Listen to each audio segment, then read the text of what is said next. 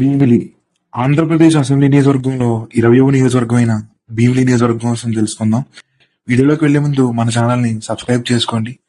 భీమిలి నియోజకవర్గంలో మొత్తం 4 మండలాలు ఉన్నాయి. 1 Bheemili, 2 Anandapuram, 3 Padmanabham, 4 Visakhapatnam rural part.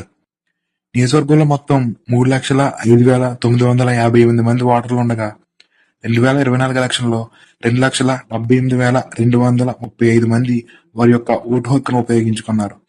TDP MLA అభ్యర్థి అయిన గంటా శ్రీనివాస్ గారికి 1,76,230 ఓట్లు పోలవగా, వైసీపీ అభ్యర్థి అయిన ముత్తంశెట్టి శ్రీనివాసరావు గారికి 83,829 ఓట్లు పోలయ్యాయి.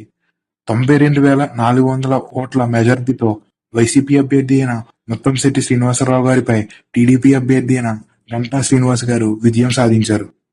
గంటా శ్రీనివాసరావు అనే నేను శాసనసభ సభ్యునిగా ఎన్నికైనందున శాసనం ద్వారా నిర్మితమైన భారత రాజ్యాంగం పట్ల నిజమైన విశ్వాసం, విధేయత చూపుతానని, భారతదేశ సార్వభౌమాధికారాన్ని, సమగ్రతను కాపాడుతానని, నేను స్వీకరించబోయే కర్తవ్యాన్ని శ్రద్ధాశక్తులతో నిర్వహిస్తానని దైవసాక్షిగా ప్రమాణం చేస్తున్నాను.